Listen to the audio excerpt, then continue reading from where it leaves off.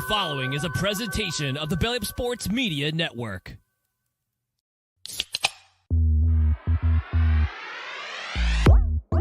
And I'm ready to go crazy because the Celtics are going all the way. Hey, Nick, go handle our light work. Bowl games matter. I would like a cold cut sandwich. Attaboy, Happer. You can call him Eamon Owens because he ain't got no D and he ain't got no J. James Madison. Turn your body cams off. Do what you do. I've spent all day reminding myself it's not Tuesday. It's not Tuesday. It's not Tuesday. So at the start of the show, hey, it's Sunday in this edition of Craft Brew Sports. How's it going? I'm Mike. That's Scott. How you doing, man? I'm good. I love not being at work. It's so great.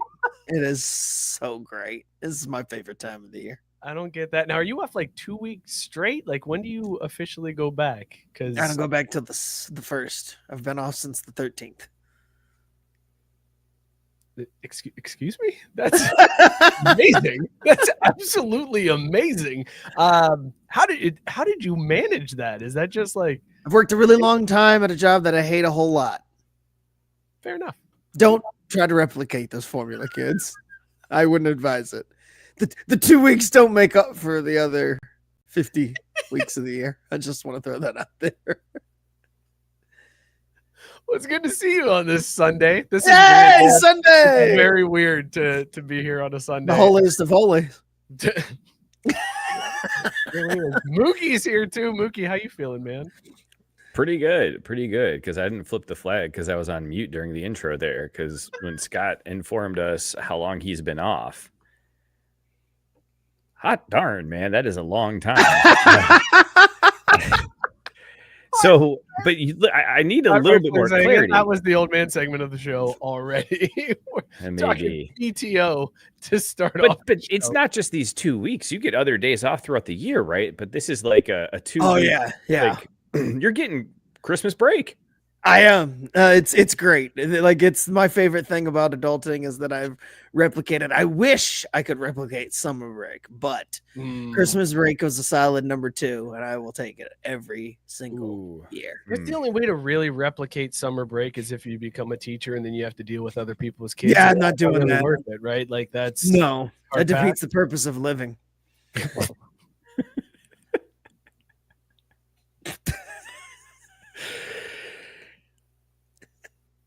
But I'm also doing great because Notre Dame had a huge win on Friday. I mean, come on. Big now. win. Hey, boys, congratulations. We won a college football playoff game, Scott. The first. College football playoff. Congratulations. I'm so happy for you guys. Also, I enjoyed how, like, it wasn't even like 5 minutes old and everybody was like, this is fucking bullshit. This whole thing's got to go. This whole thing. I was like, damn, man, like 2 possessions in and we're already like throwing the whole thing in the trash. Like, what? People suck, man. Just, God, they're the worst. I got to be honest, and this is not a hot seconds. We made it 3 minutes and 28 seconds, Scott. Oh. He did it. Hold on. Wait. Oh, shit. Who moved the buttons? Oh, God, another one. Oh, there's 2 now. Or should it be more of like a... We're going to need to get a new drop. Hey, man. Hey, we're learning. We're We're on the fly This here. is a scrimmage. This is a scrimmage, boys. Yes. We're learning a lot for the regular season coming up in 2025. Uphill battle, boys. Uphill. We got it. Uphill AF.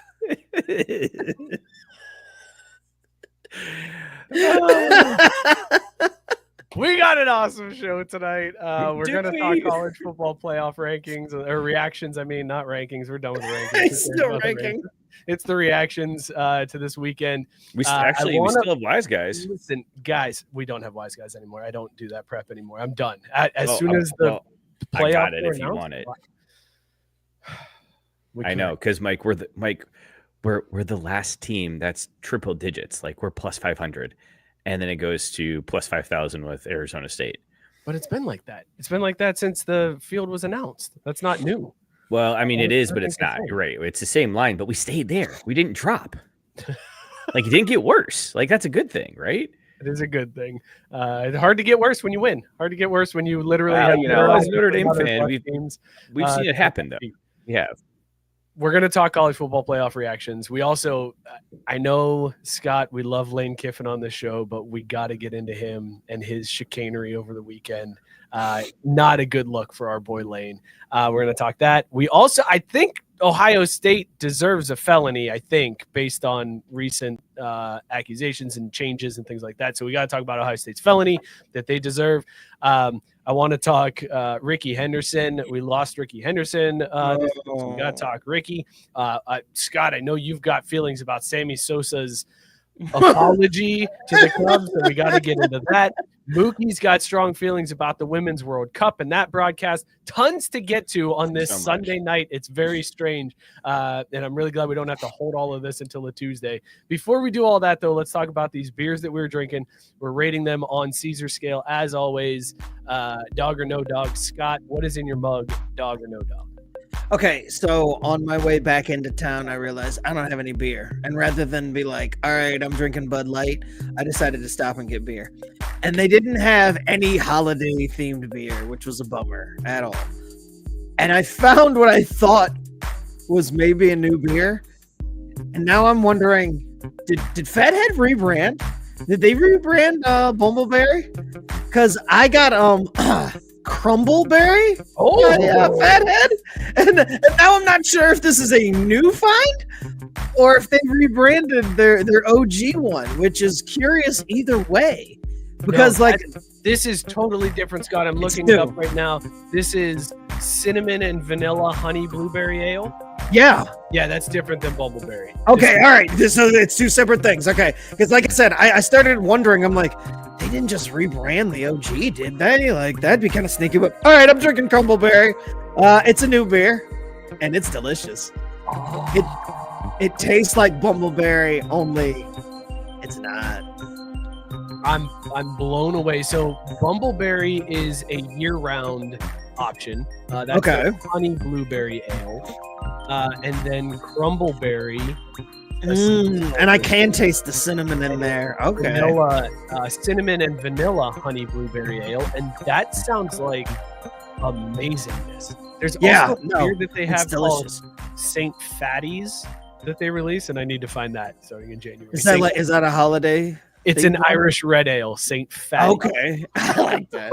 Is that that's separate from their regular Irish ale, right? Because they have an Irish ale, don't they, or no? This may be in replacement. Okay, all right. Well, either way, I'm drinking this Crumbleberry, and it's a dog. It is a dog. Like you would think that the cinnamon doesn't change that much of the flavor, but it doesn't change the flavor in any type of bad way. It's just different. I want to try this one. It sounds amazing, but they also offer a couple late November, December brews that are more holiday themed. One is Holly Jolly Christmas Ale, which I'd be willing to give a shot. And then they also have Pimp My Sleigh, which is a Belgian style Christmas. Pimp My Sleigh. We need to find that one. I need to have that one. Yeah. Oh, fantastic. Mookie, what do you think? It has to be pretty good, I would assume, right? If you're pimping sleighs. Got it. Not tonight. Well, it'll just be a really good can with a really bad interior. Because, they pimped out the cars, but the engines were still for shit.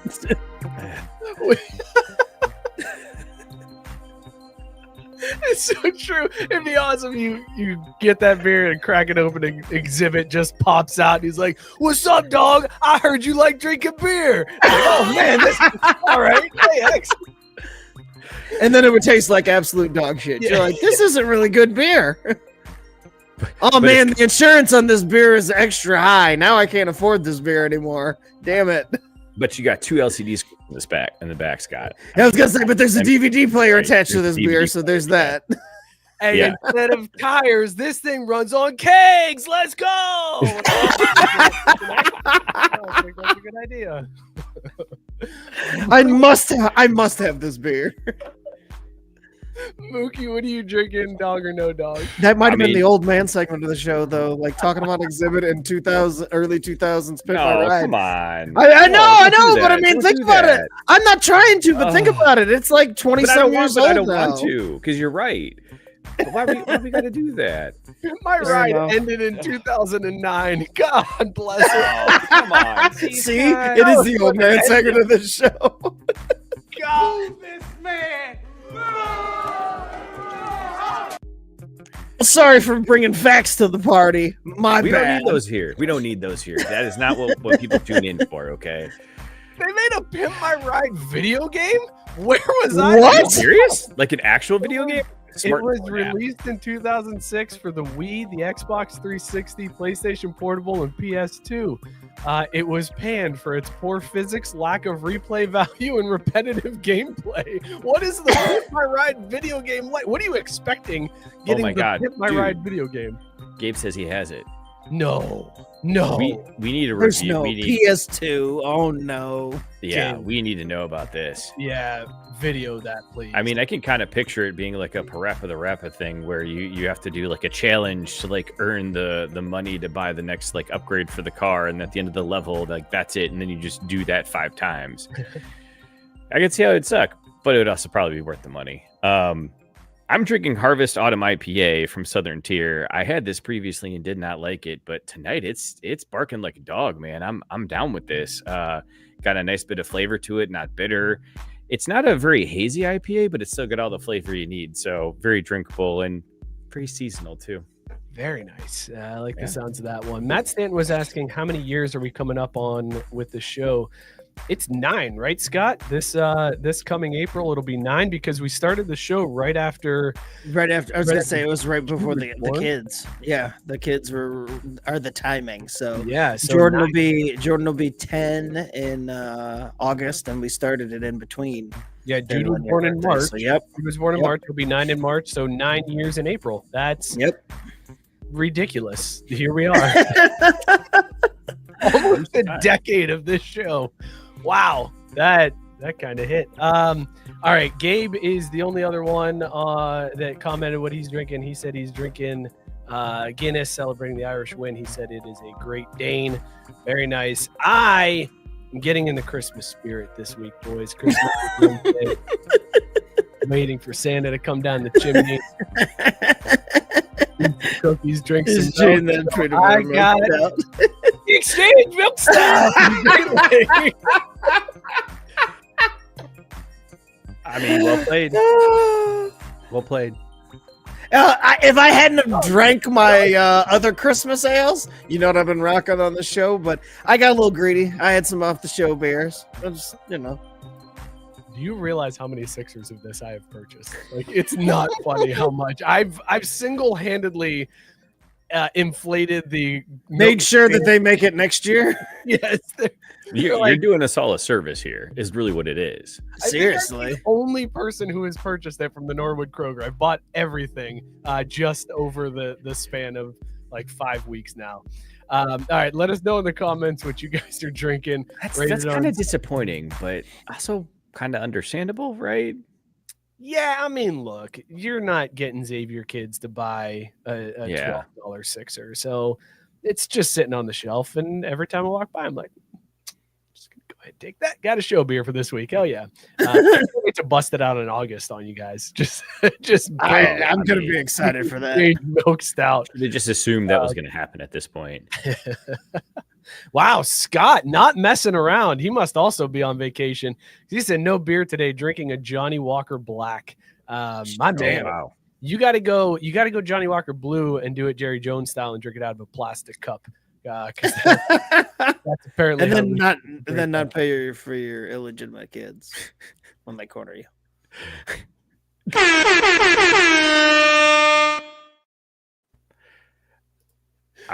I want to hit the sellout on that one just because I don't know that I love how Scott is always weaseling this other guy to pay for his kids, but it's not really selling out. It's actually the opposite of that, right? It's 100% the opposite. Yeah, that one doesn't fit. All right, boys, let's talk some football.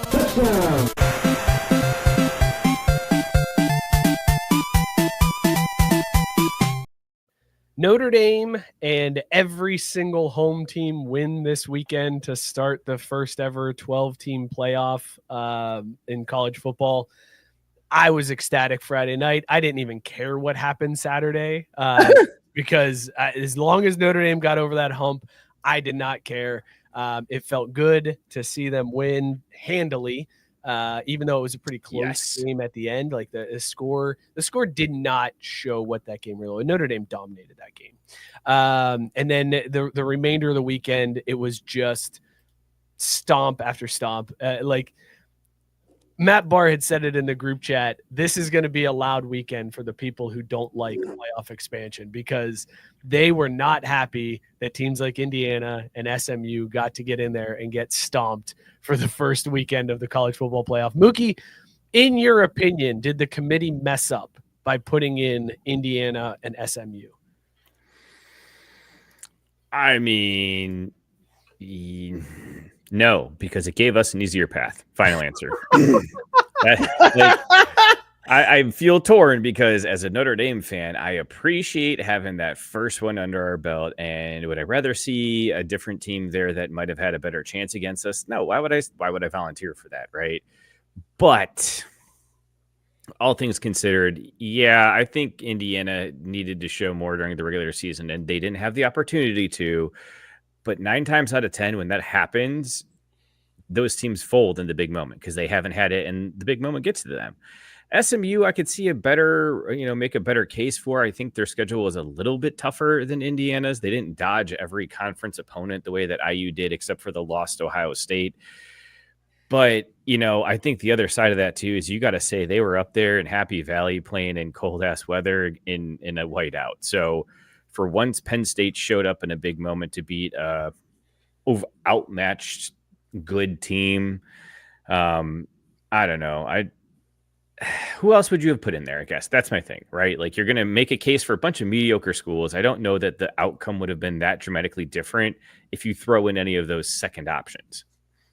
Well, that's a good point, because obviously the loudest critics of this weekend were Alabama and Ole Miss fans. Funny enough, I think South Carolina was the team that would have deserved it over both of them. And Agreed. they I wouldn't weren't want to saying play them. anything. Like South Carolina fans, I didn't hear them talk at all this weekend. Scott, what do you think about the playoff expansion? Do you think that this is indicative of them getting it wrong, or this was just a case of Notre Dame being a better team than Indiana, Penn State being a better team than SMU, and put in Alabama or Ole Miss into either one of those spots and we get the same thing? I mean, I like it the way it is. I don't want more of the top tier teams just throwing them in the back end just to be like, well, they're better because reasons and stuff. Like, I mean, like, why play the fucking games if we're just gonna say at the end, it's just Big Ten SEC showdown, right? And we'll throw Notre Dame in there just for shits and gigs. Like, no, that's not what I wanted from this. I wanted the butt hurt.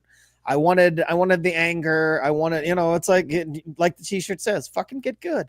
Like you don't want to be sitting there watching SMU lose or get their asses beat, then get good so that you could get your asses beat instead. Like, I don't know. Like, I think it's fine the way it is. Like, could there have been a little bit more of a microscope on Indiana? All right, sure. But the SMU thing, no, I'm not going to give them. Like, the Indiana thing is only because they didn't have to win the conference, and then it was just more of this Big Ten crap. But like, this just goes to show you maybe less Big Ten and SEC teams, not more. Come on. Well, it's crazy because like the 2-3-loss SEC teams were the ones complaining that they should have gotten in over the 1-loss Big Ten team. And that was their thing, was like, we play this tough schedule. SEC so hard, man. Like, that's why we should have been in over them. We deserve it. We do more in the SEC. And then the 2-loss SEC team got absolutely stomped. And it was crickets. Right after Tennessee lost to Ohio State, you could have heard a pin drop across SEC Nation. Now, if Tennessee had won that game, and they had it'd been insufferable. Fashion, SEC fans may have had a claim, but when your 2-loss team gets absolutely destroyed, it makes it hard for me to say, you know what, that 3-loss team does deserve to be in over 2 teams. Like at the end of the day, Indiana and SMU lost 1 game each. Like, right? Was that SMU's final record? They only lost 1. Wasn't it just before the championship? No, overall they had 2. They had 2 losses because it was regular season and then the conference championship. So like those teams, I still feel like, okay, maybe SMU you got a case against, but it's still hard to put a 3-loss team over a 2-loss team. Like I just can't stomach that. And I definitely can't put a 3-loss team over a 1-loss team. And here's my question, boys, because we know it's coming. Now we're bringing Oregon, Georgia, you're bringing, Arizona State and Boise State. You're going to get a lot of blowouts this round too. Like this is going to be another set of bad games that we have to watch. There's going to be teams that get blown out. Are they going to now claim that they deserve to be in over these other teams that get blown out? Like where does this end that Lane Kiffin can finally stop whining? Because I love me some Wayne, some Wayne. So that's some whiny Lane. That's what that was. I love me some Wayne. But, dude, the whining this weekend was bad. He's on Twitter retweeting every possible thing he could. It was a bad look. That's the correct answer, Mook. That's your Lane Kiffin right there, though. You gotta love your Wayne like you love your Lane. Like they're one and the same. You know, you don't get to love Batman without loving Bruce Wayne. Okay, the package deal. That's why you love him. I'm kind of over it. Like win some football games. I'd rather hear more about that, less about you whining. But this is the era we're in too. Like coaches are out there stumping for themselves so they can, show off to the recruits and stuff. But like, come here to Ole Miss. We're going to be making things happen because when they change the rules next year, you'll be like, yeah, see, I did that. I don't care. I think it was great. I think this weekend was entertaining. I think there were blowouts, but there was at least storylines going into all the games so that it was worth watching. Ohio State, Tennessee, a little bit less, but it kind of got interesting there around halftime and then became less so. But I'm for it, man, because let's also remember we got to see William Sweeney get absolutely embarrassed as well. And, there's nothing wrong about that. Watching the Horns take care of business and, at least now we don't have to hear him whine for a while anymore. Always a good weekend when Bill and just runs out with that one. I do want to talk Ohio State. You mentioned that Tennessee game, Mookie. Ohio State obviously just destroys Tennessee, made it look bad. And there was a lot of talk from Tennessee fans going into that game. They were talking about making that Neyland Stadium North. They said they were going to Columbus. They said they were going to take over the stadium. And at first it seemed like they did. Like there was a good mix. It was probably 60-40 in Ohio Stadium. A lot of orange in those seats. You can hear the fans singing Rocky Top on the game. Then they got real quiet. And then they left in the third quarter. And then it was rough. But did you see what happened towards the end of the game? Did you see Ohio State troll the Tennessee fans, Scott? Did you see what they did? No, because I checked out once it started getting out of hand myself. Same. Yeah, I was just like, all right, this is. I'm like, yeah, I know what's happening here.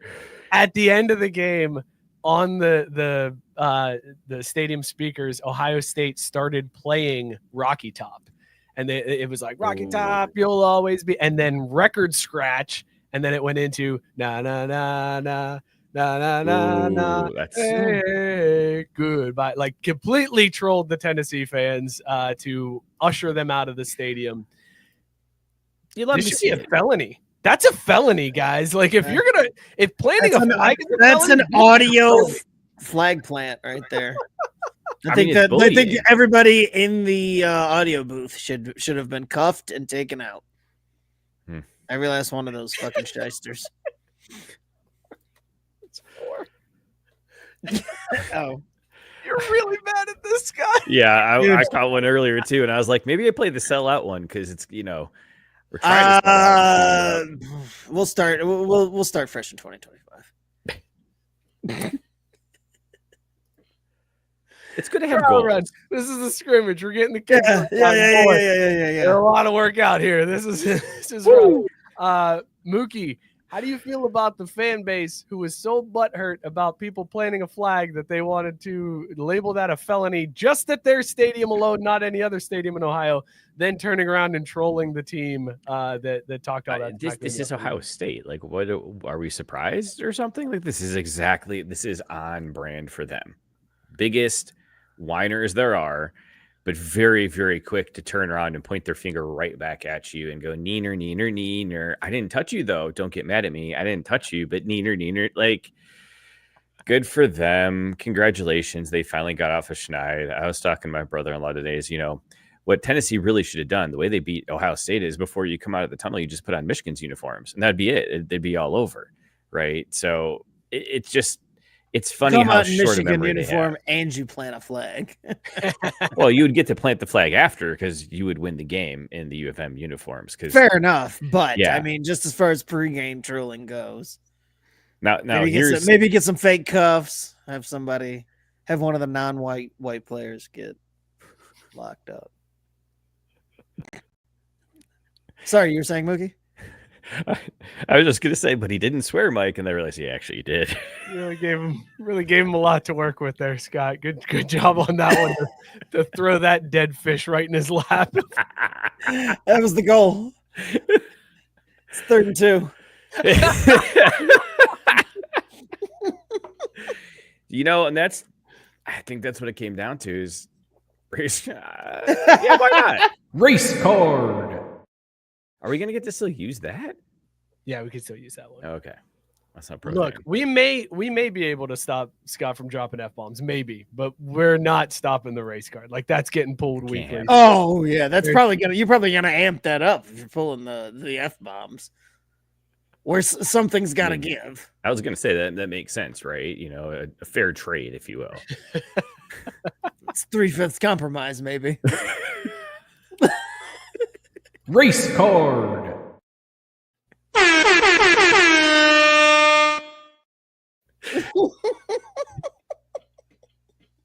I don't want to not have Scott. It is the Lord's Day. We cannot make jokes like this on the Lord's Day, Scott. That's a Tuesday joke. That is not a Sunday joke. It's a Tuesday joke. Fair enough. You can't be hitting me with that's a 3/5 compromise on the Lord's Day, on a holy day.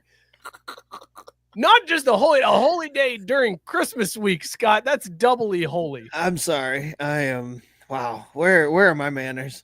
Unbelievable. Unacceptable. 4 F-bombs and now this. I can't take you anywhere. Mookie, you're how high are you right now wanting to talk about these rankings? Because they're not good. It's not good. What, the playoff games? The playoff rankings. Yes, the college football futures bets for champion for NCAA. Champion. Yes. What do you mean? Notre Dame, They're not good. Notre Dame does have they're at 550. They are the last team with triple digit odds. There's only 2 teams with worse odds. Like they're the Well, yeah, I know. I There's was not focusing on that part of it. I just we're in the group. We're in the lead pack, right? We have a shot there. Maybe the person in first place trips around that last turn, head into the home stretch, and we're in the race, Mike. That's all I'm saying is you can't win the race if you're not in it. Texas is at plus 330. Ohio State. See, they're not that far away. 60. Oregon's plus 425. Penn State's plus 500. Notre Dame and Georgia are both plus 550, and then Boise State and Arizona are both plus 7,000. We're not great odds here, Mook. All we have to do is be a better team than Georgia, though. That's it. And then there'll be less teams for us to have to, continue running with. Survive in advance, man. There's a way.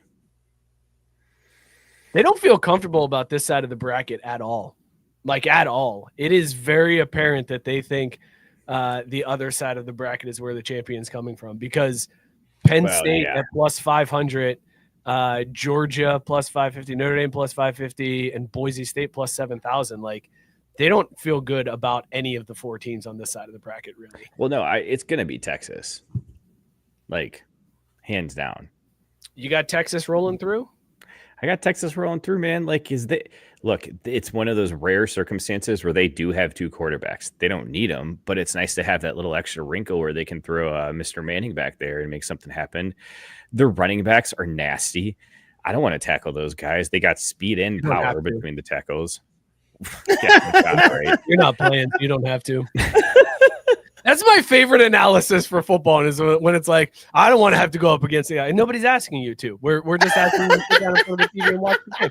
don't have to go look, up against them. You have to watch other people go up against them. So I understand that, but like people are saying that they don't want to have to go up against him, and that means something, right? no What people are cornerback, saying. no defensive lineman, no linebackers being like, I don't want to tackle that guy. Every single one of them is like, I'm the one that can stop him. That's the difference between them who have a college scholarship to a major program and you who's sitting here talking about these guys as if you would have a chance to even tackle them.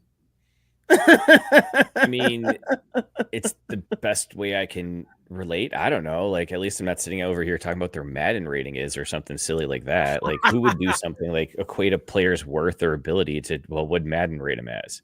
I'm not doing something stupid like that. Woody. We got to talk Woody tonight. Oh my God. All right. So you're going to Texas. You're riding the Longhorns. Go Horns. Go Horns. All the way. Go Horns. Hook 'em. Go Scott, Horns. how much football did you watch this weekend?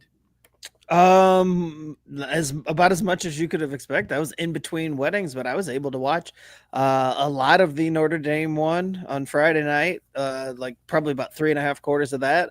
And then the Ohio State one, I checked out like probably about halfway through the third quarter. And that one, like I said, the writing was on the wall. And then not as much of the Penn State one because that was going on like during the wedding. But I mean, I caught a lot of more football than I did, like more college football this weekend than all the rest of the season combined. So I'm here when I said I would be, baby. All right. Make the games count and I show up. And it's a good thing they did it too, because the NBA season's fixing to start. So that's gonna be another thing competing for your attention. Yeah. Christmas Day, I lock everything out. It's NBA or nothing. The opening night of the NBA on Christmas Day. I can't wait for it. I've been waiting for this season for so long. It's been forever. Hey, right, dude, I cannot wait to see Bronny and LeBron play on the same team together. It's gonna be fucking great. Oh shit! I just dropped another one. Hey, he recognized it that time though. At least you caught it this time. The first four flew by. You didn't even realize it. This one you at least caught it. We're making progress. I know. I was gonna say, come on, credit. See, reps. We just need more reps. It's only been half an hour. This is the equivalent of the running back getting the ball and like missing the hole the first 4 times, but then the second time or the 5th time he sees the hole and you see him cut back, but it closes just too quickly. Too late. Just a bit. Just a step behind. Yeah, just a hair late. I'm gonna get there. I'm gonna get there though. You see the talent. You see the talent. I got to be honest. My money was on Mookie messing that one up. I did not have you dropping 5 before Mookie drops 1. See, that's where I feel like I've got a nice padding right now, and I appreciate that, Scott. So let's see how it plays out though, because there's a lot of time left, a lot of ball, a lot of reps left to run. Gabe says that we should reseed the field at this level. So after the first weekend, then reseed the field. So my question would be, do we reseed it based on your initial seedings, or is it based off of where you finish in the college football playoff? Because that changes things, right? Like Arizona State doesn't really deserve a 4 seed when they were ranked in the rankings. They were like way down there, 12. So they don't deserve that 4 seed.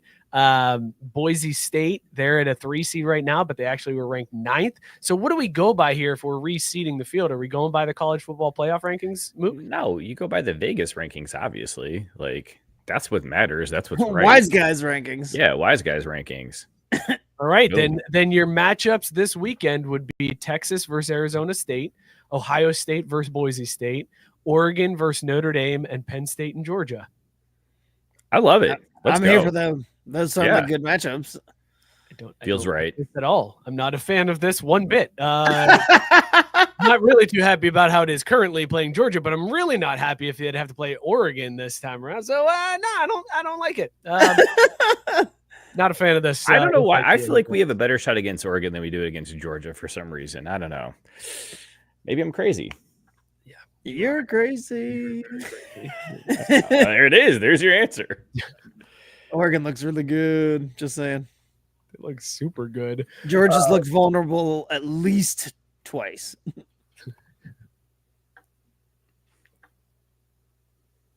What? Sorry, I was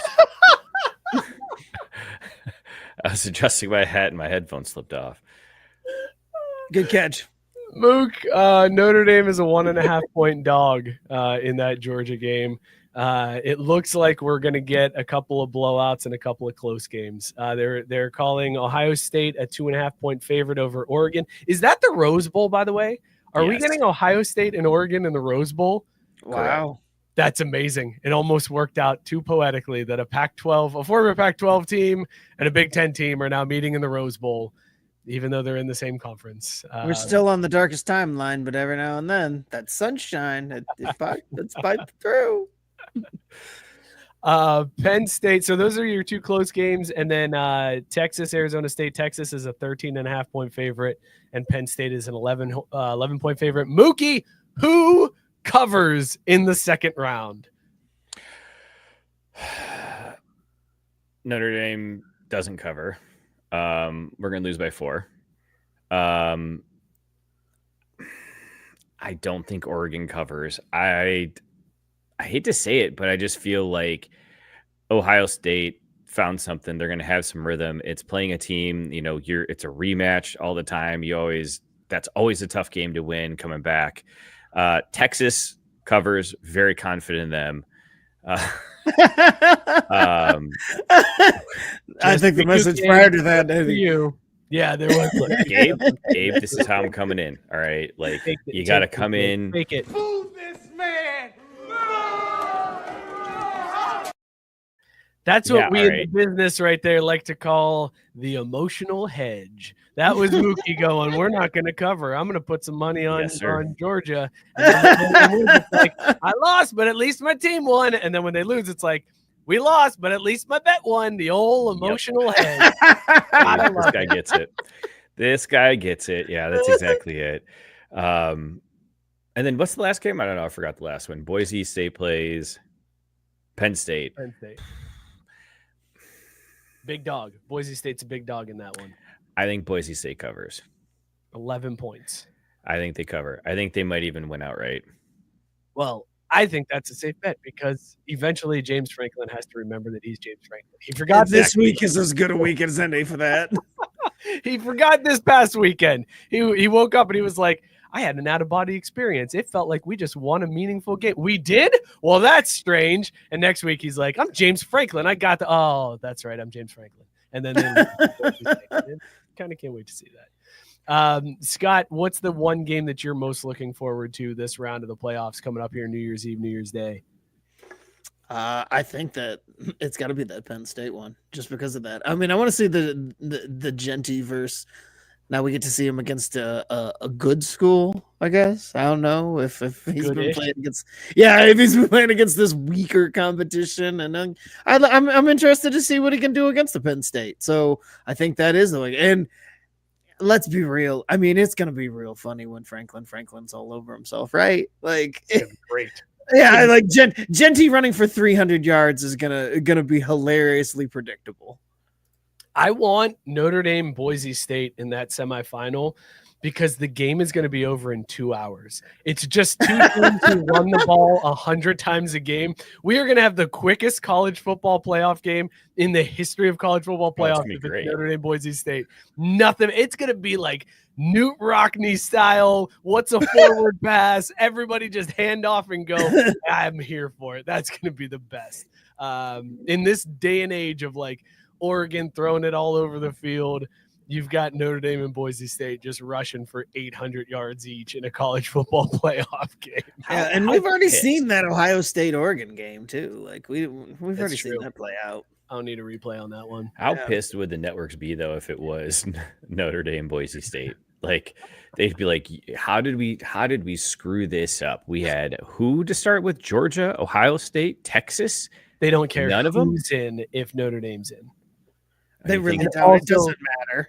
And also Ohio State, Texas are the other side of the bracket, so they're fine with that. Notre Dame continuing on is all they care about right now. Like they've got it set up. They need Notre Dame to keep going because that's kind of the only vestige on this side of the bracket. But on the other side, you got Texas, you got Ohio State, you got the Nike money from Oregon. Like they got all the gooses. Yeah, it's all on that side of the bracket. But this side, it's like Notre Dame, you got to help us out because otherwise, woof. Penn State versus Boise State in the whatever the next round. Ooh, woof.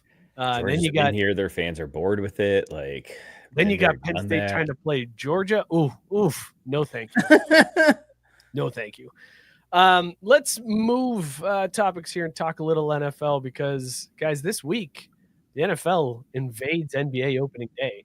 We get Wednesday NFL on It's weird. day. This is terrible, right? Like, this is awful, and nobody asked for this. And why are we getting the NFL on a Wednesday just because it's Christmas? Like, what are we doing, fellas? Why are we doing this? Should we be doing this? Can we not do this? Is it too late to not do this? Scott, how do you feel about Wednesday NFL because it's Christmas? Same way I feel about every other day of the week, NFL, except for Sunday. Stop it. Fucking stop it. Why? Yeah, you know what? That's fine. I'm gonna take that one. I'm gonna take that L. I know it's worth it. And when it comes to talking about Raj and his shenanigans, this is dumb. Nobody asked for NFL football on fucking Christmas. 7. You heard me. On fucking Christmas. 8.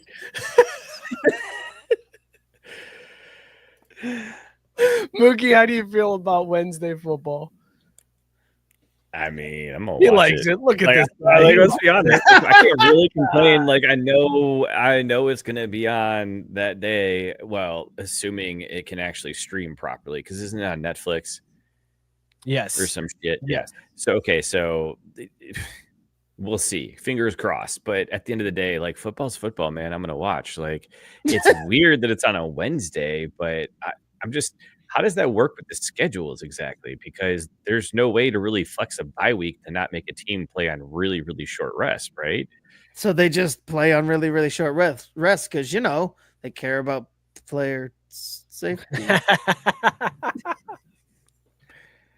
They did. I mean, is this Funny enough, though, I did say to somebody the other day, I'm like, even when I hit a conspiracy theory, I find it real interesting that the golden child of the NFL says, I think it's really crappy that they're making us play and they have a quick turnaround. I don't like this whole Christmas Day thing.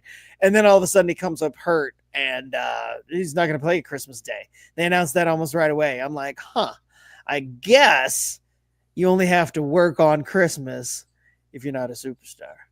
Hold up. They announced he's not playing on Christmas. Patrick Mahomes, who complained about having to play 3 games in 11 days, which 2 other teams have done this year. He was like, we shouldn't have to play 3 games in 11 days. When he got hurt, they said he's not playing on Christmas? I'm pretty sure that they made that announcement almost immediately after he got hurt. Or they immediately announced that he wasn't going to play the next game. Because he played today. Up in there. Oh, did he play today? Today. Well. He played today. Then, and he went 28 for 41 for 260 yards in the tutty. Oh, well, then I guess he feels fine. Then I guess he should shut the hell up. Because not only did he not get hurt in that game, then he's good. Yeah, well, then I guess it's fine. Screw it. They can play every day. Fine, just fine. Yeah, whatever. No, it was funny that he was like, because I honestly, I was mad I wasn't on the show last week because that was my conspiracy theory, was that his injury was fake to try to force the league to not have them play 3 games in 11 days ever again. Like he was going to come up limp and pretend like he was hurt and ruin their whole Christmas Day marketing scheme as a way, because they already had the playoffs locked up. They were likely getting the 1 seed. That was my conspiracy theory, was he was going to sit it out. Just to really, really show him who's back. Really flex that muscle. Gabe hitting us with the shut up and throw. Hey, you know what? And they should. There's black quarterbacks of yesteryear that their opportunity was taken away from them, and they're thinking about all these black quarterbacks now complaining about having to throw on Christmas Day. Just shut up and throw. We got overlooked so that you could throw the ball on Christmas Day, so you can get your black ass out there and run that offense. They wouldn't let us. Randall Cunningham is out here like, shut your mouth.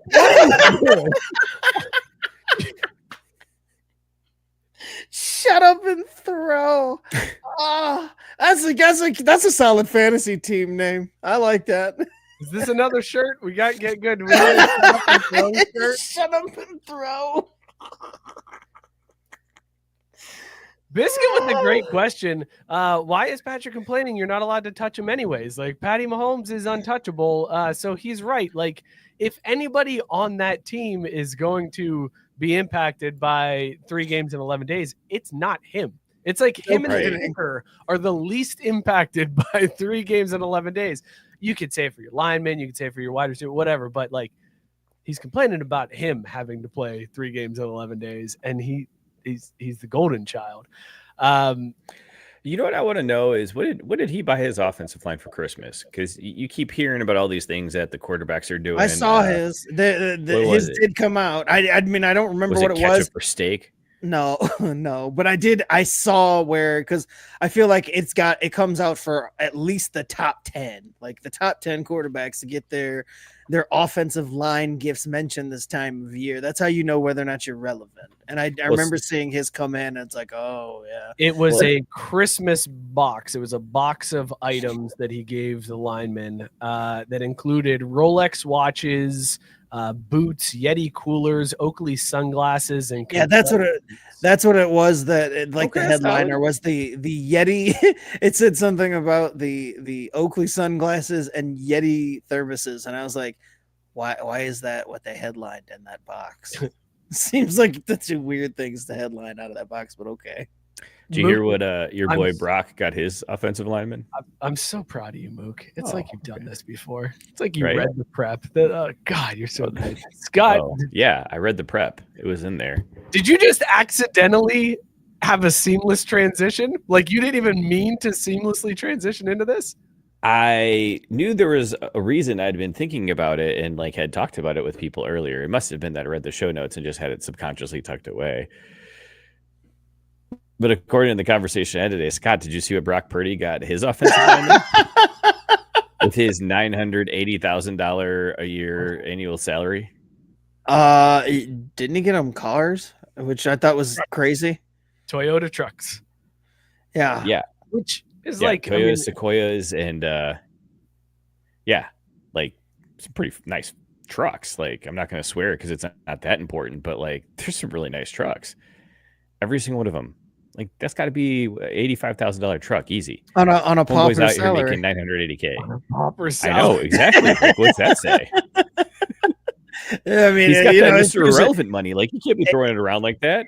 It shows that he loves his teammates. That's what it shows. Not as much as Danny Dimes. Not as much as Danny Dimes. Danny Dimes. Yeah. Oh, yeah. That's true. Giants offensive line. Former teammates.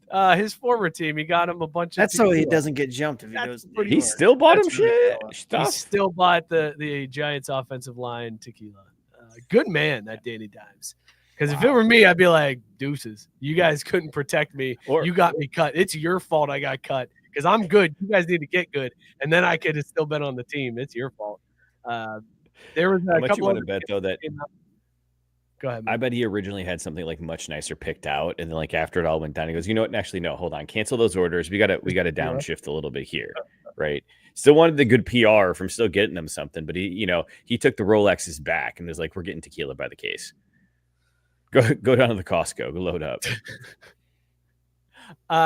Anthony Walker Jr. at the Dolphins got his teammates customized jerseys of their high school. So it was like their high school jersey with their names on it, which I thought was pretty cool. And that one made waves. And then Joe Burrow also made headlines for his gift for the offensive line. He bought them authentic Japanese katanas. He basically set them up in a room. The offensive lineman got to go in and pick out the one that they wanted out of all of them. Each sword came with its own story from certain towns or battles. So guys, let's sip, chug, drain, pour this. I'm gonna drop the Danny Dimes one because I think that we're getting rid of that one. We're also buying your ex-girlfriend gifts is not that impressive. Exactly. Biscuit said Deshaun got everyone a coupon for Massage Envy. Damn.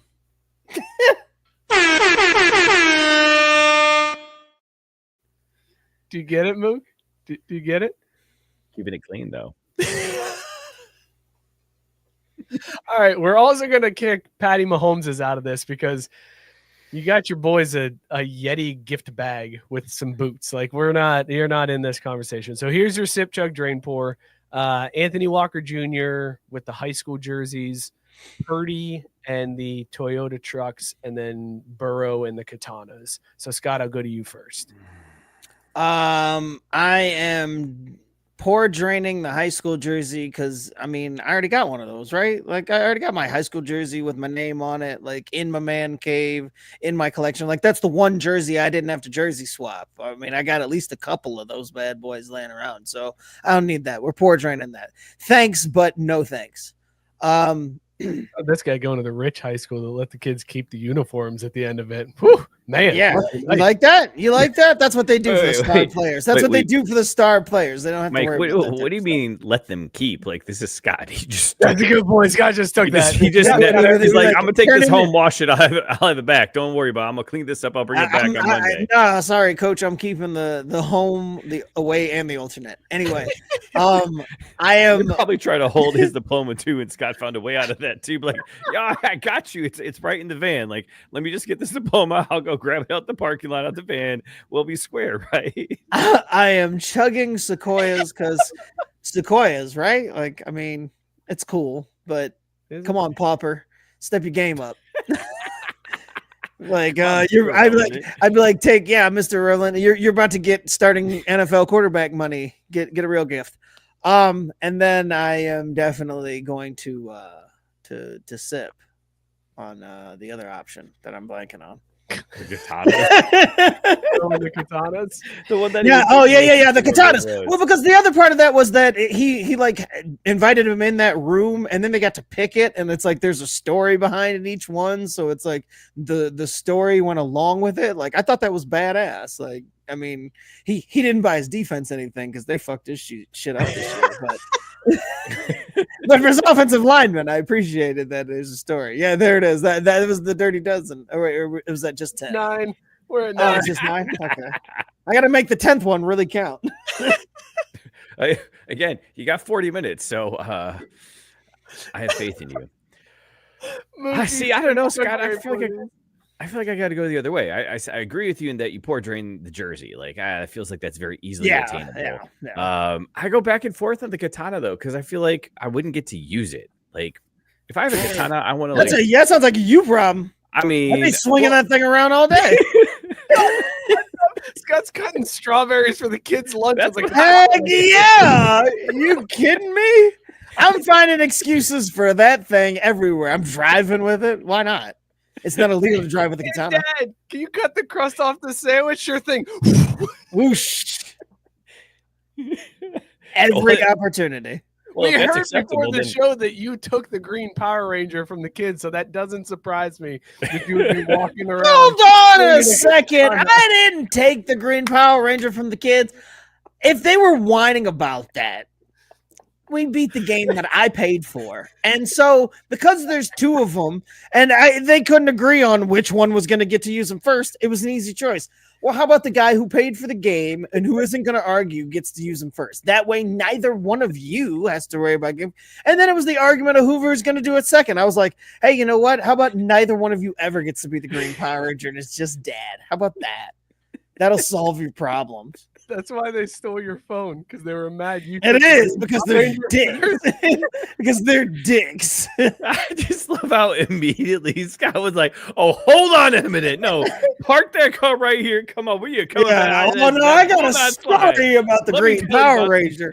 Yeah, Your Honor, their account of events is all awfully wrong. I can promise you that. And yeah, Seabiscuit gets it. He says if he had a katana, he's in Kroger in the produce section doing Fruit Ninja in real life. Like, if seriously, I would be doing. So if I'm allowed to do that, then I'm gonna sip on the katana and then chug the Sequoia. If I can't do that with my katana, I want something I can use. So then I would sip the Sequoia. All right. I'm gonna go opposite a little bit of you guys here. I'm sipping on the katanas because I think that is awesome and it's really cool, and the story behind it. And they were used in battles. Like that's an awesome story. Even if you don't get to Fruit Ninja it in Kroger, having that sitting on your mantle is that's a pretty cool thing to have. I just want to use it for bread crust. Bread crust. Yes, you could. Yeah, exactly. No, they do Uncrustables in the NFL. They're not worried about it.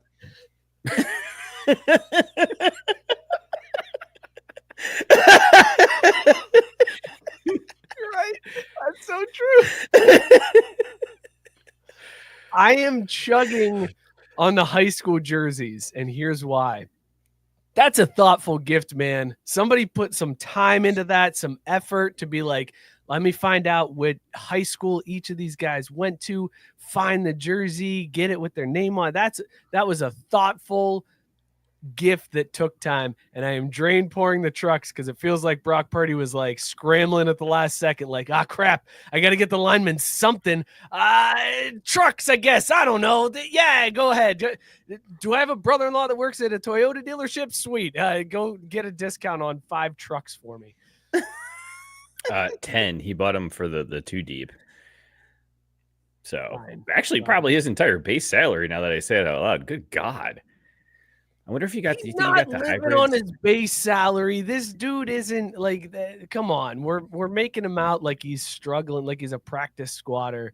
He's his. I mean, he might be after this year. Damn, have you seen him play lately? He probably worked out a deal with some Toyota dealership where he was like, "Hey, I'll do like 10 commercials for you if you just give me these trucks." And they're like, "Okay, cool." And then he doesn't even have to pay for anything. He just has to give up an afternoon. Yeah, and until they checked the stopwatch and realized he kicked the 3rd field goal like 0.2 of a second too late, and they took it away, so he had to pay full price. It's called a callback.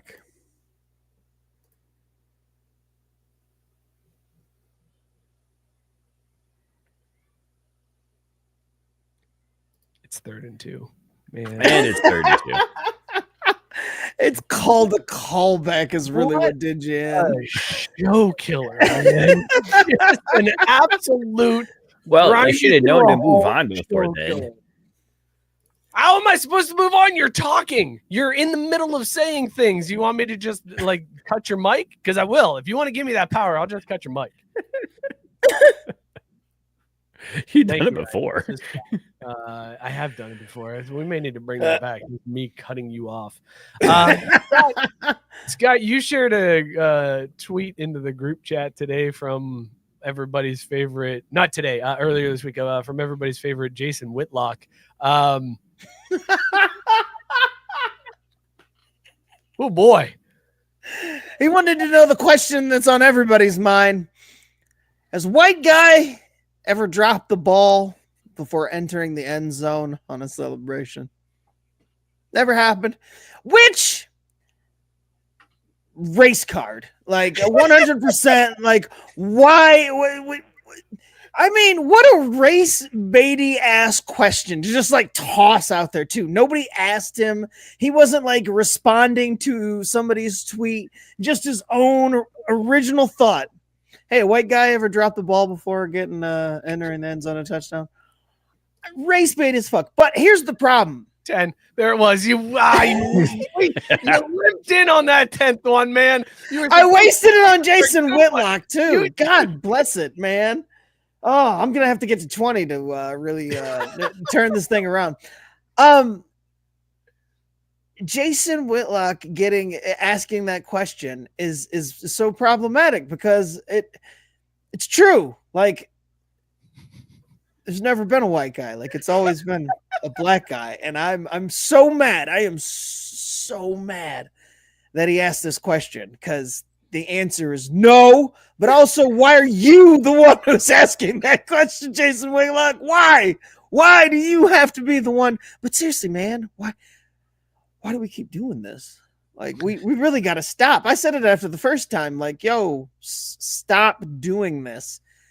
All the black guys that have done this since, the white guys that have done this since. Yeah, man, I don't know. I don't know how to explain this one because you can't file this under look good, feel good, play good. There's nothing about this that looks good. So I don't know what's happening. I don't. It was amazing to me after seeing that tweet after you guys had talked last week with Matt about like Barry Sanders being the one that just like handed the ball to the ref. Like, you played it the right way. I saw this tweet and I'm like, this is one where you just step back. Like, I'm good. I'm good on this one. I don't need. Don't ask me. I'm good. See ya. Bye, Jason Whitlock. It's weird when a tweet that's supposed to hit my demographic makes me go, ooh, I don't know. Why did you pose that question, man? Come on. From a black guy, no less, too. You're like, oh, way to make it uncomfortable, black guy, for me, the white guy. Like this feels all kinds of icky. I'm just gonna walk away from this one. We're gonna just close the phone down for a little bit. We'll go back to being a parent, I guess. Mookie, anything? It was so bad it drove you away from your phone to parenting your child. Like, yeah, I was like, congratulations, Whitlock. Way to go. That's how you drive was, engagement on your platform. That was weird. I gotta go check and see what these kids are doing. Oh yeah. You don't want them growing up and to be people like that pose those questions and just make everything uncomfortable. Mook, who had a worse week? Jason Whitlock with that tweet, or what's the Woody Johnson from the Jets after that Athletic article came out? That was you want to talk about? That's the thing. Neither one of them cares. Neither one of them has zero negative reaction or emotions to the things that went on. They're just like, this is just them and this is their life, and they're like, I'm awesome. Things are great. This is the way it should be. Hooray. I love the Woody Johnson article, though. Like that was so money. Like, it just shows how depressed all the Jets fans should be, and they really need to reevaluate their life choices, because I don't think it's changing anytime soon. Not the next 10 years. Like, they'll never get lucky enough for him to stroke out before the year 2035. So this is what they're in for.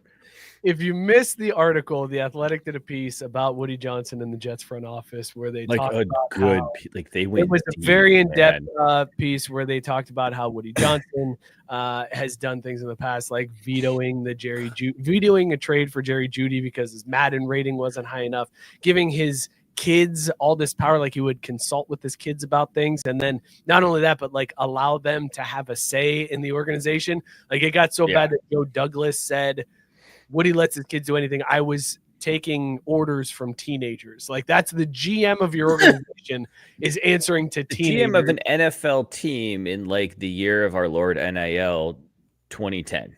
Like, it's brutal. It's absurd. It's baffling. And it's like, how would you allow that to happen as Woody Johnson? It's like, oh, right, because the NFL just prints money. Like, you'd think that, like, if you did insane things at some point, the business would go away. And it's like, well, this sucks. But no, like, you never have to worry about that because it's such a lucrative business. You can have a mediocre team and all your crazy fans will still show up and buy all the tickets. So you can let your 17-year-olds make the shots.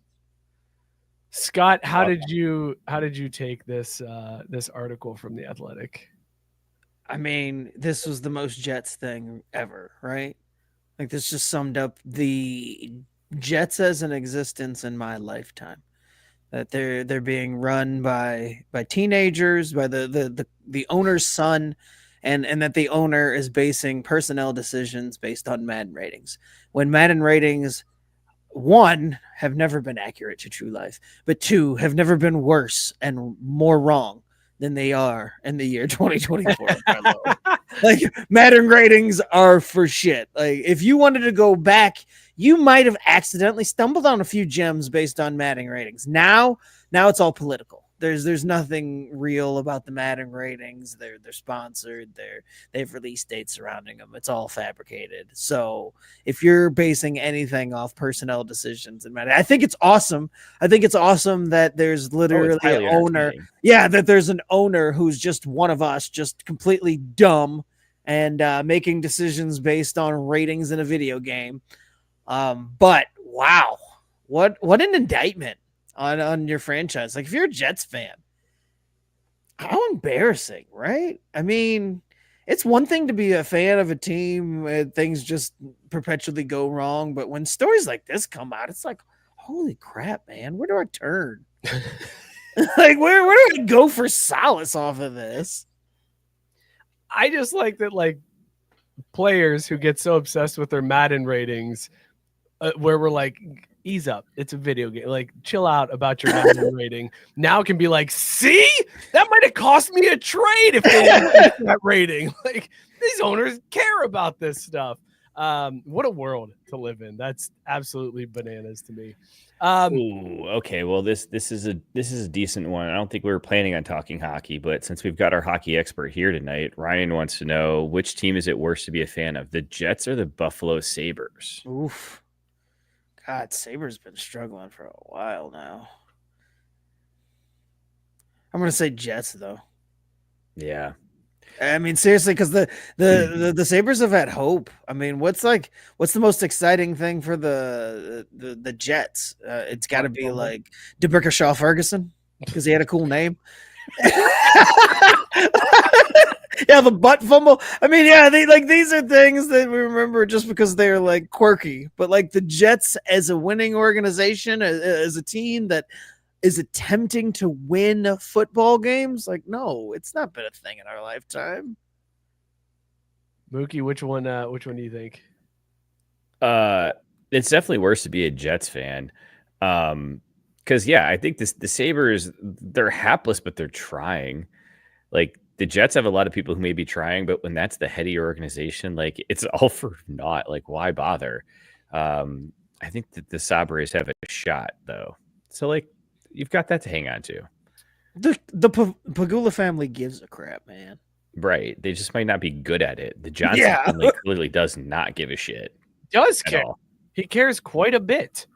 Does he though? Because like the way he shows it is very odd. Absolutely cares. And like Ryan said, consulting your kids on who to sign based on a Madden rating is a rich dad trying to be cool to his kids. I do like the idea of him being on the phone with another owner or another GM or something, and be like, look, I'm not trading you a 64 for a couple of your 65s. There's no way. Like his future rating is an A+, so I'm gonna need a little bit more. It says right here that trade is heavily favored, and you're on your side. I'm gonna need you to get the green bars up a little bit.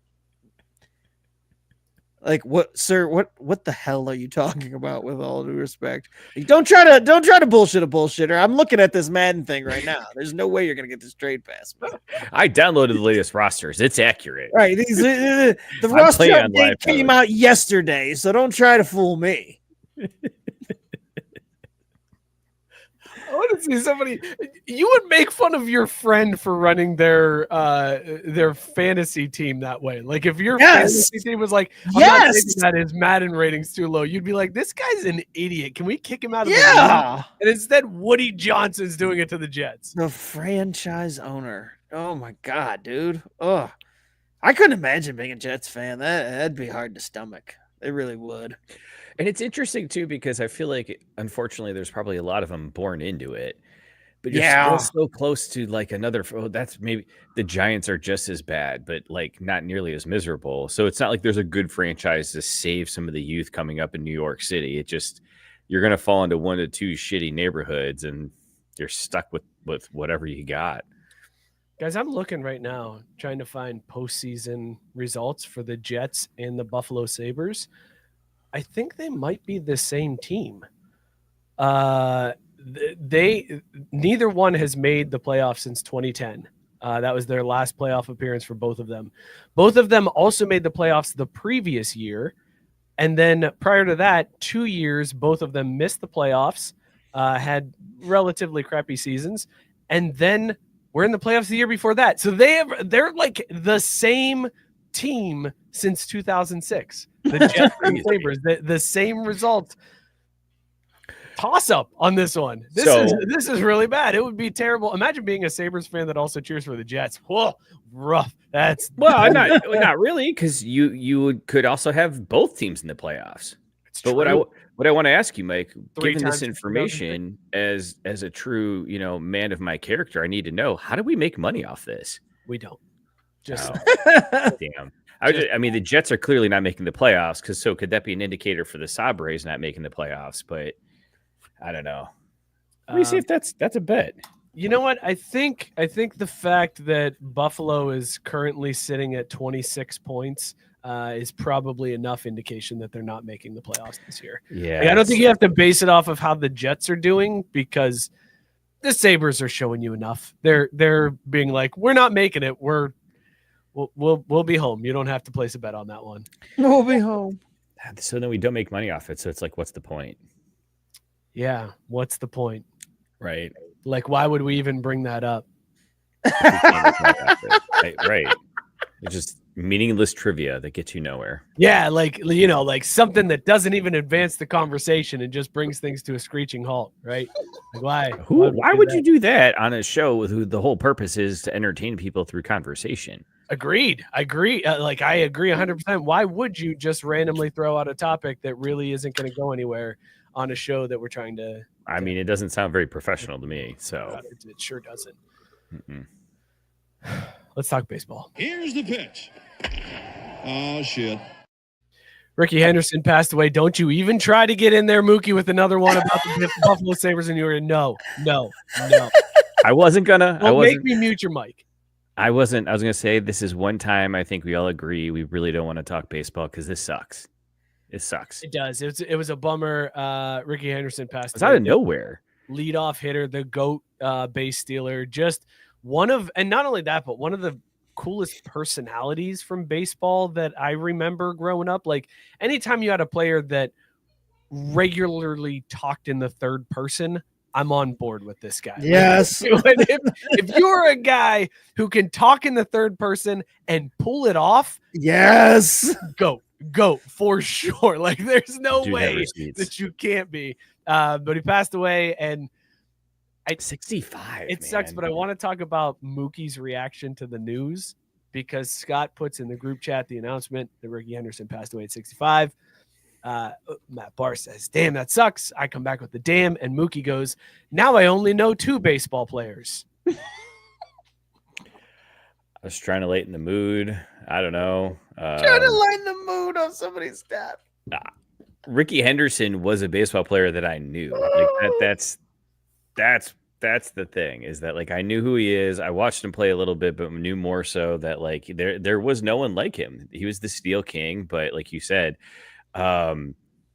he was prime time, like prime time Deion Sanders. He was prime time before prime time's time, and it was just fun to watch him do his thing. And it's no, Pete Rose is not one of them, Gabe. I was also Ken Griffey and Ken Griffey Jr. Duh. It's easy, 2 for 1. If you know one of their names, you know the other one's name. So, yeah, Rickey Henderson passed at 65. It seems sudden too, which is a bummer. But he gave us many fond memories. I don't know how to get out of this one. Expert job, Mookie. Expert job.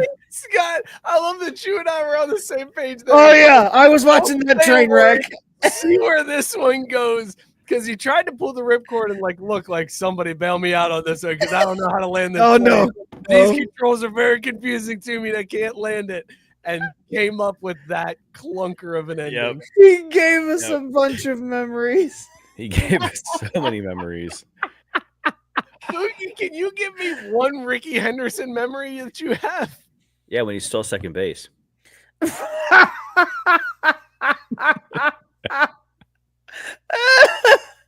That's actually a pretty solid retort. Yeah, one time he stole second base. I do remember one time, and this was like way back in the day, and he stole second base. And I was watching on Sports, and I was like, "Wait, you can do that?" And I was like, "Yeah." And I was like, "Well, why don't they just do it all the time?" And then it was, well, because it's hard. Like it's not like you've got to run all the way there, and the catcher has the ball. And I was like, it didn't look that hard when he did it. Like, just very naively pointing out that Rickey Henderson made stealing second look easy before all this larger bases bull crap. I mean, it's sad that he had to see people besmirch his scores by using enlarged bases, but we all always know who the base running goat is. Besmirch, he said. Man dropped a besmirch on us. Trying to clean it up. Be a little family friendly, Scott. Gotta use some. He gave us many fond memories we don't want to besmirch. Mm-hmm. As of a young old age of 65. Oh, what a no bit. Think you got a feature in this thing, Mook. We'll miss old Rick. He made stealing second look really easy before they had big bases. He was clean too. Before they sullied this good sport and besmirched his good records. That's right. He made it look so easy. Oh. That Rick. Oh, I gotta be honest. When I put this story in, I was like, we gotta talk about it because it happened, but I don't know where this segment's gonna go other than like I didn't either. like I didn't know how this was gonna go. Thank you, Mookie. Thank you it for feels like turning it's into the content because Yeah. we're gonna headline and then move on, and we just spent 4 minutes on this thanks to you. well, Oh. it is the hot stove league Well, after all. I just want to say one thing. I'm going back to being amazing with using the being able to talk in third person and making it look easy and fluid and cool. He's also one of those people where the stories about him are so crazy and so over the top that you're not actually sure if any of them are true. Like you assume some parts of them are. But, Rickey was always so oblivious, seemingly, in every one of the stories that are told about Rickey Henderson that you're just like, come on, nobody is that, like, naive. Come Nobody's on. that, yeah, like, nobody that self-absorbed. Like, there's, like, half-truths in there. But, I mean, they all, like, added up to the legend of Rickey Henderson. Like, that's part of what made him great. Like, who cares if they were true? Again, if parts of them are true, that's why Rickey Henderson was amazing. I agree. Do you think anybody gets to 1407? His record's 1406. No. It's one of those records that people look at and point to and go, it's not getting touched. No. I don't think anybody gets there, right? No, I don't, because I mean, Rickey was one of those people that he was so good at that thing that he decided, I'm going to be the greatest that there ever was at this, and set the record at a spot where nobody can attain it.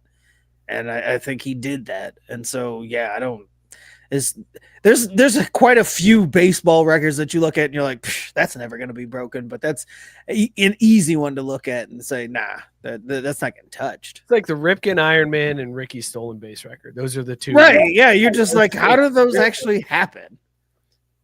It's crazy that we lived through both of those too. That's the banana part to me, is that we're old enough. And they didn't seem like a big deal at the time too. You clearly don't watch ball. I don't. You're right. That You're was a absolutely big right. deal, man. Both of those were big. Dude, you know what else? Mark McGwire made it look really easy to hit home runs. That's crazy too. Like the game was just easy back then. Maybe that's what it is. Maybe did it get harder? Like every now and then you accidentally back into a nice transition, but when you force it like that one, it's just that was pretty forced. Colorado police would be knocking at your door for that one. That was... GD, give it to him.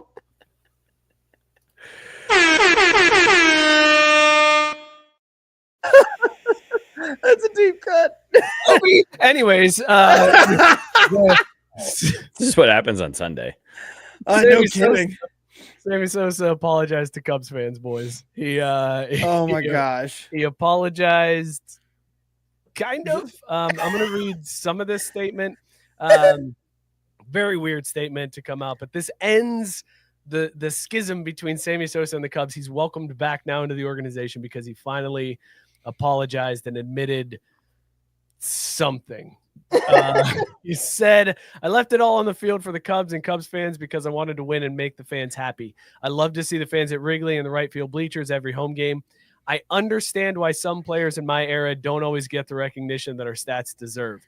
There were times I did whatever I could to recover from injuries in an effort to keep my strength up to perform over 162 games. I never broke any laws, but in hindsight, I made mistakes and I do apologize. And then he goes on, blah, blah, blah. Can't come out and say, I took steroids. I apologize. I'm sorry. It was, I did what I had to recover. I didn't break any laws. In hindsight, I see why this is an issue. He went with the Kobe defense of like, I didn't think it was wrong, and I'm sorry. And now I see that maybe it could be construed as wrong. My bad. This is the weakest thing I've ever seen. This is like Pete Rose level apology and admission of what was done in the past. No, this is absurd. This is even more absurd than the Pete Rose thing, and here's why. Because the Cubs sat there for all this time on their moral high horse and were like, oh, he owes this organization an apology. He fooled us.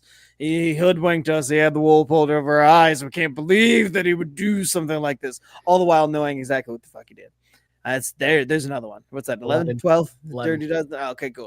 11. Sammy, on the other hand, sat there and refused to say anything. Went to the hearings and got a no hablo inglés and had a translator and all the nonsense. He's changed skin colors 42 times. He's kind of said these things and done the whole he's done the whole dance with the Cubs, and they've gone back and forth. And the Cubs are like, well, if you just apologized. And he's like, I'm not apologizing. I didn't do anything. And And so then he finally apologizes. And I'm pissed because the Cubs are saying, oh, well, this is what we wanted. And he's back in our good graces. Everything's cool. You waited this long for this half-ass apology. This is what finally you were waiting for. You got over. This is the equivalent of saying, you cheat on somebody and you're like, all right, fine. I'm sorry for cheating you. But look, we just played just a tip. It was like just a tip. And so we didn't all the way have sex. So I'm not saying I'm sorry for cheating on you. I'm just sorry for doing some things that could be, misconstrued as cheating on you. What? Why? I'm sorry in there. There was no I'm sorry. He didn't say I'm sorry. He just is I wanted to get back on the field and y'all loved me. So I did it for y'all. This is your fault. Yeah, this is a you problem. I did this for you. That you made me do it. But the funniest part is that's actually that's actually what he should be saying. It's I did this. I did steroids. I'm sorry. I did them because everybody loved them. Everybody cheered me. I made a bunch of money, and it seemed to be what everybody needed. Hey, my bad. That's what he should have done, and that's what the Cubs should have been applauding instead of this. This is what the Cubs were hung up on. I can't believe that. I would have so much respect if Mark McGwire and Sammy Sosa put together a combined apology video that just played on TV where they just went, listen, we took steroids, but we did it because you loved it. You loved that chase. We saved this sport by us taking steroids and chasing that record. You should be thanking us for taking steroids and making baseball somewhat watchable in 1998, and then at the very end of that promo or that whatever it is, they hit the end of it, and then it flashes one real quick frame back to the two of them, and then oh yeah, and they all knew, boom, and then that's it. They all knew, they were all part of it. We can stop with the charade. It was whatever, right?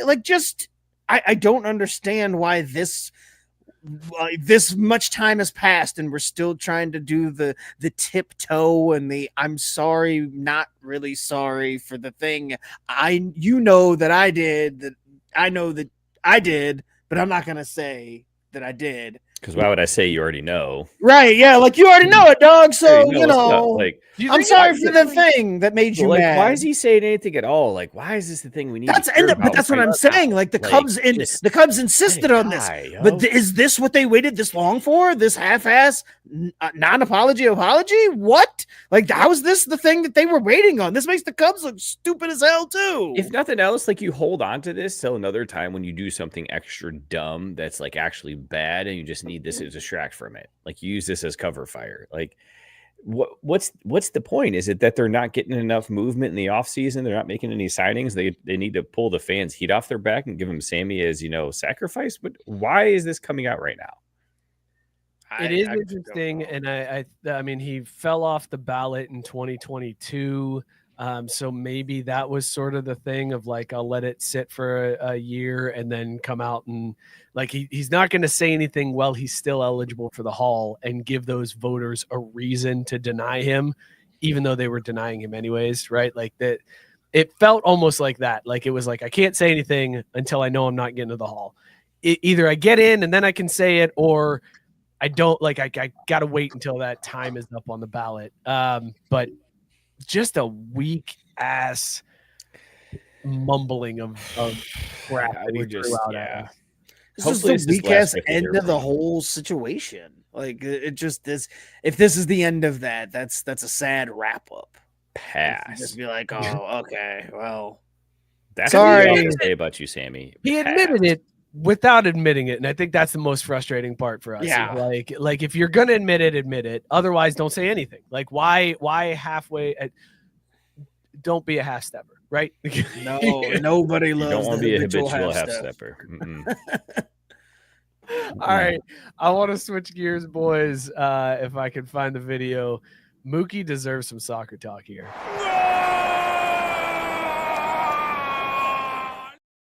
Our boy was heated this week because it was announced that the Women's World Cup in 2027 and 2031, right, are going to be broadcast exclusively on Netflix. Netflix got that Paul Tyson fight that they screwed up. They got the NFL game coming up that they're probably going to screw up.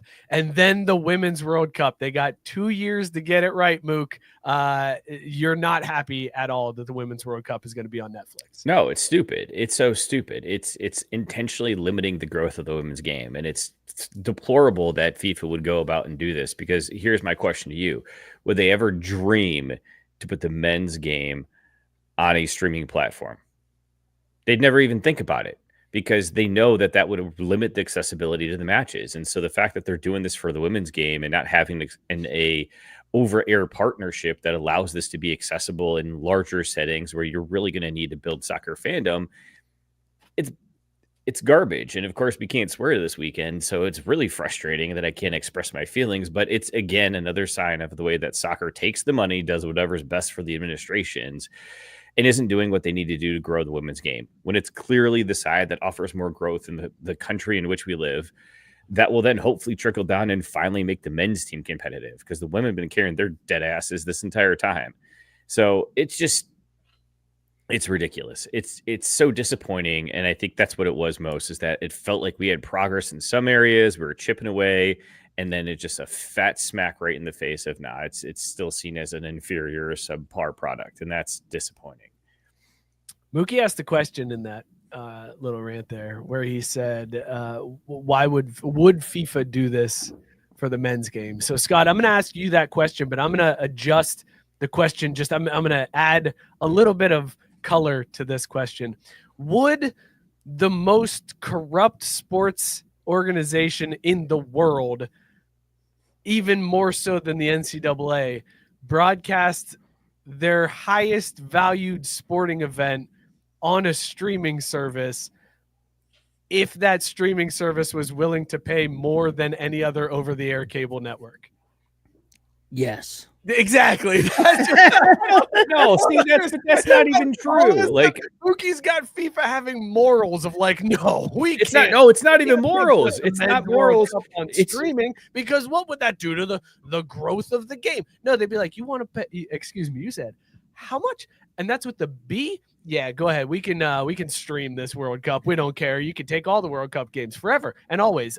Just keep that money coming. Are you kidding me, Mook? Are you kidding me? You're trying to say that FIFA would not do this to the men's game if the price wasn't right. I see your point to an extent. The issue is they would have to overpay by double. And the sad reality is the men's game could probably suffer from one cycle being on a streamer and then bounce back to traditional networks and be fine. But like, there is damage done to your overall revenue opportunity when you do shit like this.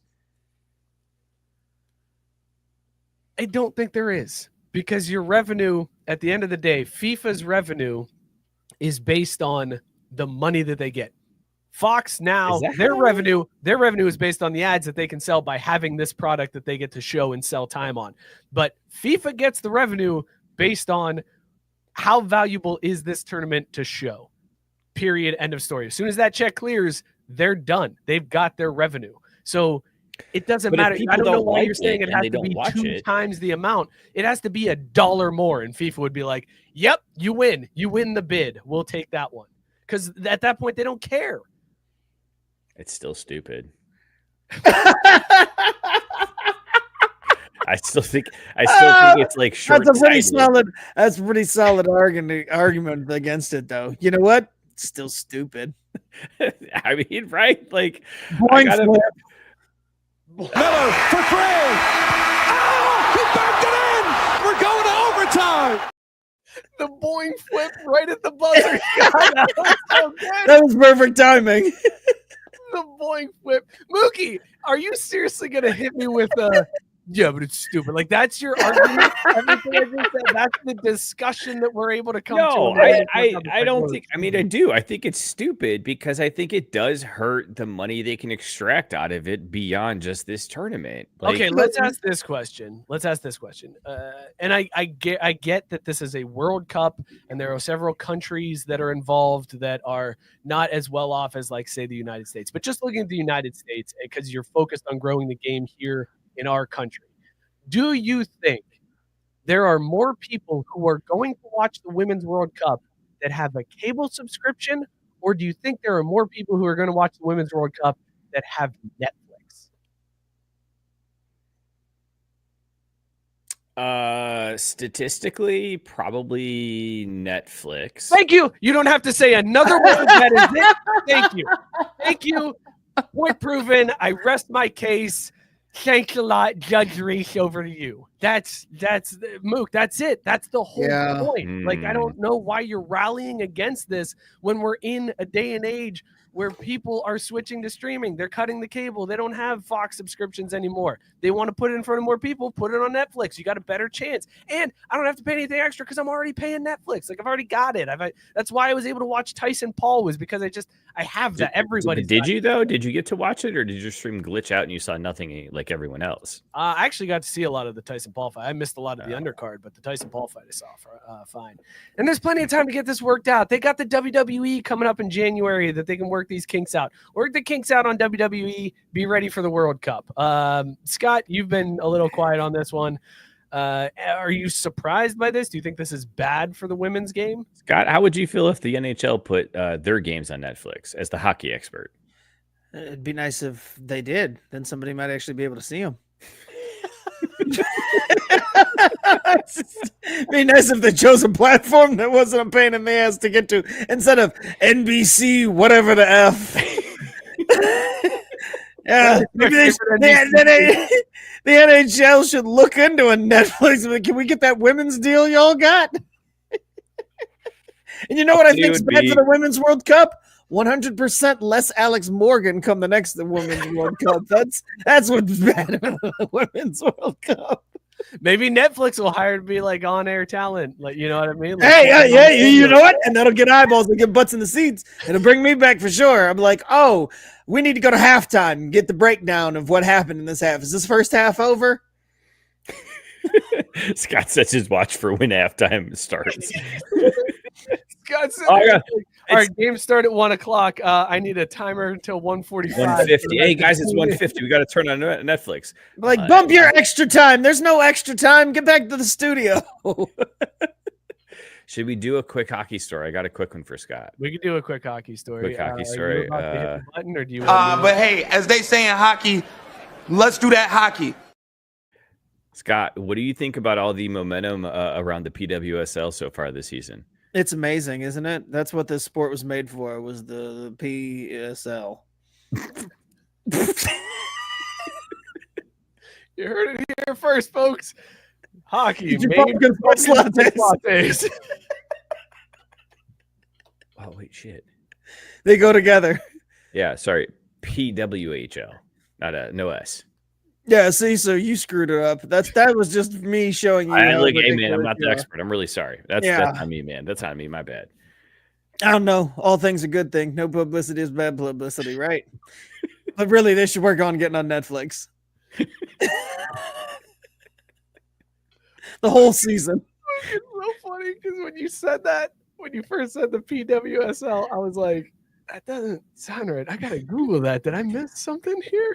And the first thing that came up was the Prince William Swim League home on NBC Sports. I was like, what is this? So thank you for the clarification, Mook. I appreciate you.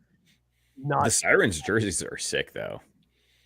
Just Google that real quick, and you'll agree. They're like the Seattle Kraken, but inverted. They go teal within like a navy trim. That's pretty awesome.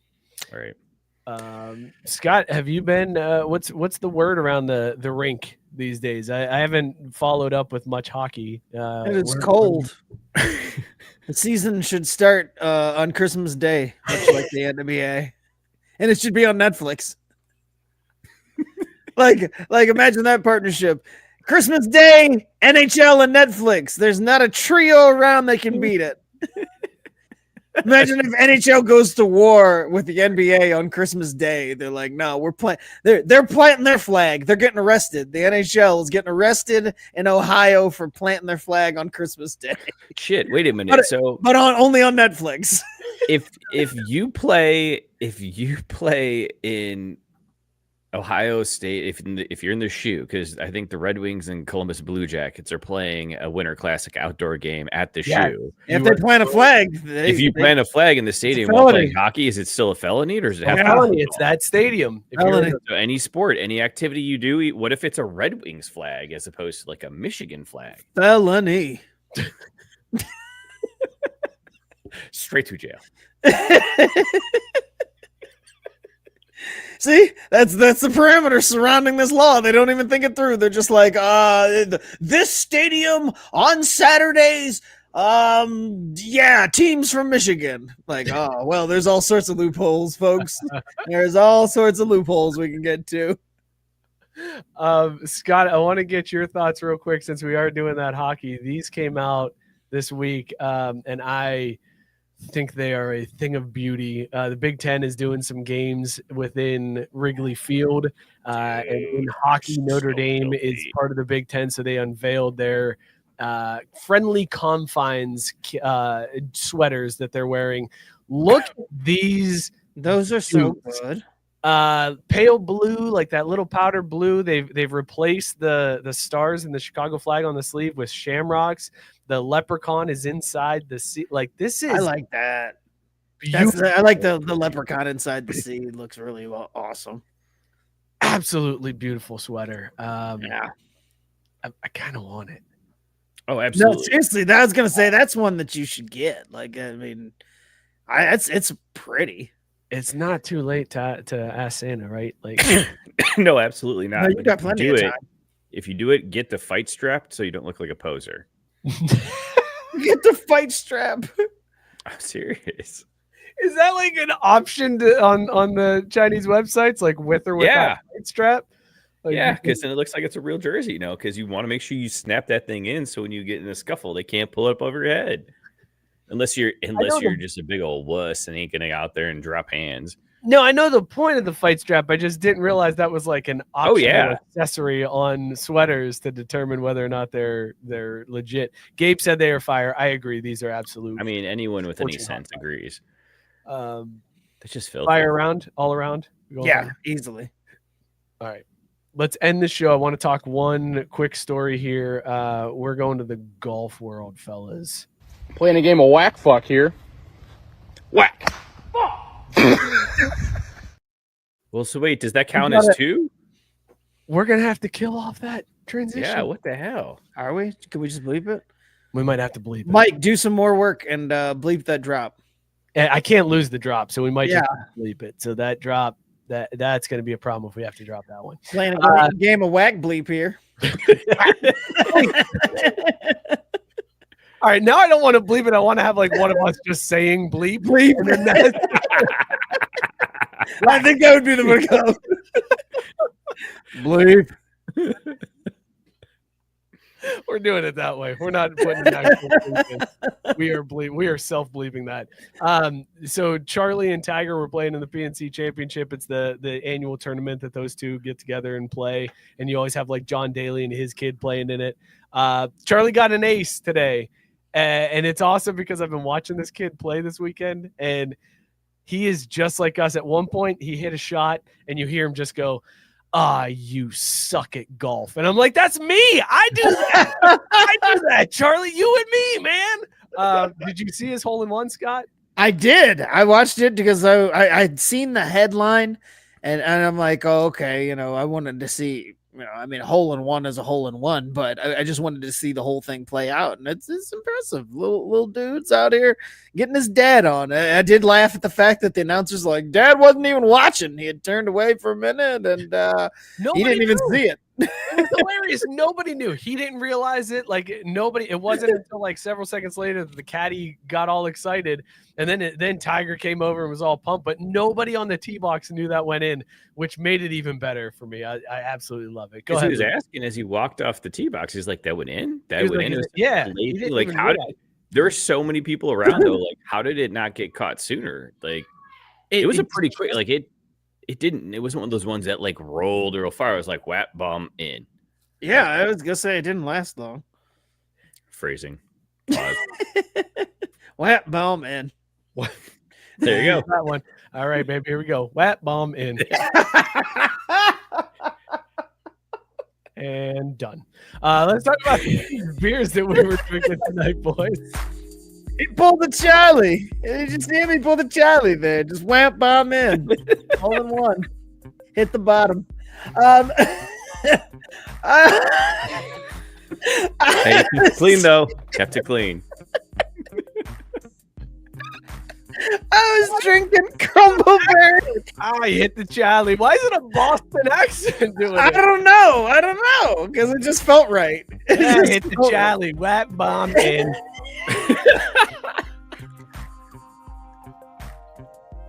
Hey, Chuck, come at the bottom.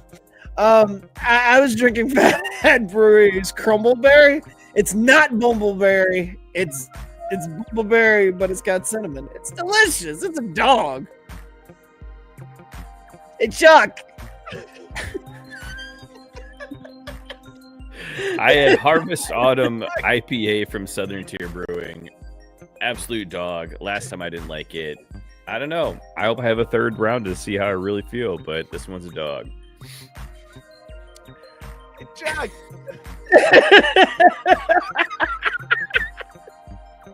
Charlie, what'd you get up to last night? You hit it with the whack bomb in?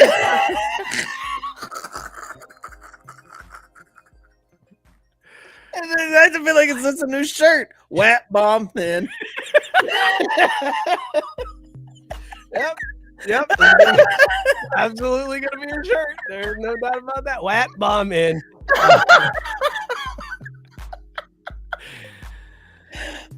You gotta be careful how we spell WAP on that shirt. Yeah. Careful. We don't want some angry Italian Americans. Oh, God. I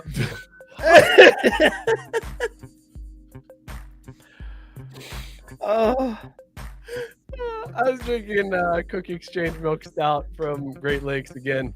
Absolute dog. It's one of the best. Really whap bomb in. This is the show, boys. This is Christmas show. The show. We got some things to work on, Scott. Before we do. We got to get in the cage and iron some things out. Got to get some dry hacks. Flat bomb in, baby. Good first run through, but a lot of things we're gonna have to go check out the tape, check out the film session, and just be like, right here, we screwed that one. Missed one on that one. We missed one. Just gotta get back to blocking and tackling. That's all. Just back to basics. Back to basics. Leave it right there. You dropped your hips and whap bomb in. You got it there. That's what I need from you the whole show.